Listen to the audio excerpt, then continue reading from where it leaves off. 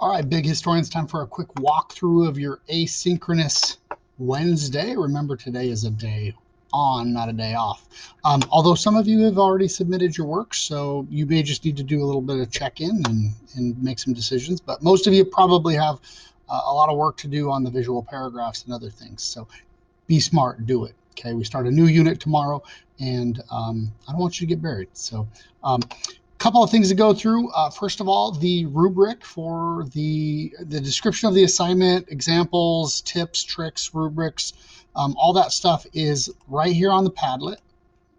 Okay, right in this first column right here.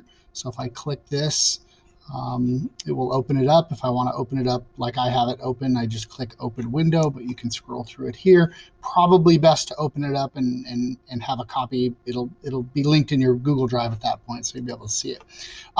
There is basically a description of the task, the essential question, how have Darwin's ideas been misused. There's an example I did as an example of something we'll be studying later in the year, but it's kind of related. Here's the rubric. I am scoring your ability to use historical context. Remember the lecture, Industrial Revolution, imperialism, enlightenment, all of those things. There's some good examples of this on the Padlet already that you can see. Your claim, so Darwin's ideas have been misused as is evidenced by, and the topics you're going to cover, okay? So name them, don't describe them, don't in your thesis statement, you don't need to explain what the Great Indian Famine was or conversion therapy or anything else you're choosing to use, whether it's a topic I gave you or a topic you've brought to the table. It should be named in your thesis, okay?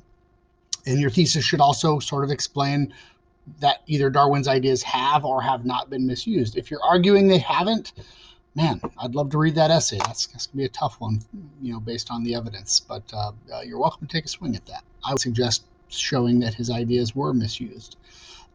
Your facts, okay, your CDs. So, statistics, people, places, events, either paraphrased or quoted.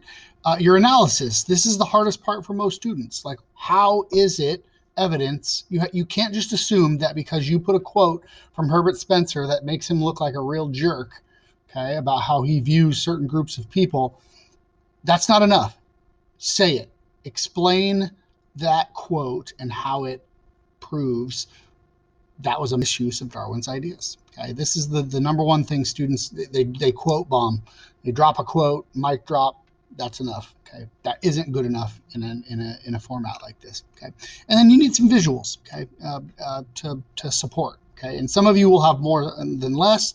I'll show you some good examples here. Okay, if you go out to the Padlet, there are already a couple of people who've turned them in. Okay, Jordan in period period 5 right here has a really cool example that we'll look at, and then Cassie in period 1. Either of these two have cool things about them. I'm going to nitpick them a little bit because I know that these two can take it. So let's take a look. If I click on this link here, I would open up Jordan's. Okay, let me zoom out a little bit. Now I think Jordan has a real sort of unique approach here. Let me shrink my face. Okay. I like it. It's very visual. There's a sort of, flow chart feel to it. Lots of different examples are used. Sometimes she is using quotes to get her point across, supported by images. Other times she is, charting it out for you. Things are, there's titles. Things are clearly marked. We've got Darwin images. Okay. We've got, powerful use of images and words and flowchart feel. Okay, this is kind of what I was going for. Okay, if I was to nitpick Jordan a little bit, maybe some sort of concluding statement. We often suggest that you guys take another run at your thesis at the end of a paragraph or an essay. Say it differently, say it provocatively. It's kind of like your closing arguments, like in a trial. So if I was nitpicking Jordan, I think that might, other than some formatting, maybe making the background a different color so that the words really pop. So some sort of creative aspects, I'd really be nitpicking it, but she could do some work to this to improve it a tiny bit. But I think it's an overall pretty good example, especially her use of the documents. She pulled a lot of quotes. and paraphrased a lot of information from the documents. Don't get caught slipping on the documents, guys. That's a lot of good, powerful evidence. That's why we had you read it. Okay. The other example is Cassie's, and hers is right here in period 1. It looks a lot like mine. It's organized, clear cut, top to bottom. Really good job of historical context.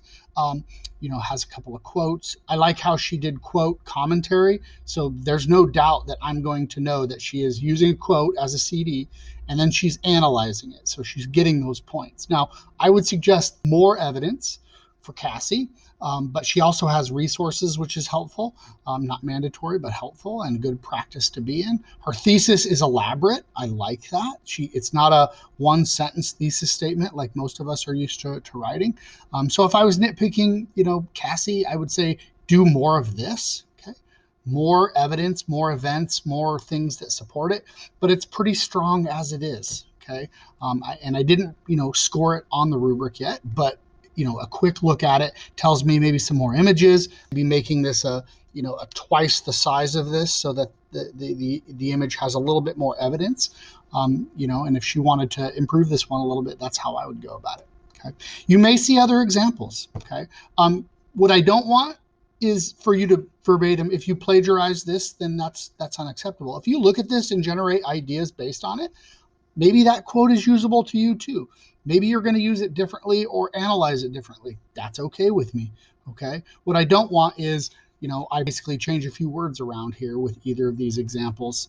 That would be unacceptable. Everybody should be kind of taking their own swing at this. Okay. So don't go down that road. Last thing I would mention is that you guys gave me some great feedback yesterday. I can't believe the beard, no beard. I think you guys just want me to look funny for the rest of the year, but so be it. I'm trying to, lighten the mood a little bit, and you guys were hilarious in your responses there. The one thing that is a problem here, some of you asked for specific help or told me things that I needed to know, but I didn't collect your names. Okay. So any of you who asked for specific things, uh, Bags, I need you to talk me through this, or I need you to encourage me more, or I had a death in my family and I would like to check in with you. Come to office hours or send me a Schoology message. Or I'm going to have you guys retake this, and I don't want to have to do that. So, some of you asked for very specific things or told me very specific things, sometimes things that,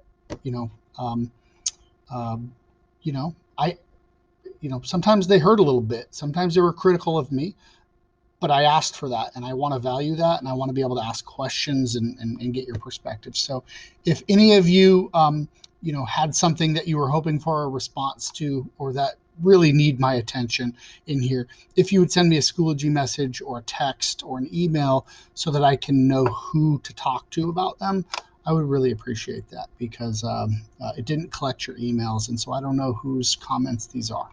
Otherwise, have a good day. If you need me, office hours today are, office hours are 10:30 to 11:40 and 1:10 to 2 o'clock. If those don't work for you, tell me, and we'll, send me a Schoology message or something, and we'll do our best to find another time. But those are the times where you can just join in, and we'll powwow. We'll meet. Have a good day. I'll see you guys tomorrow, and put in work. Later, y'all.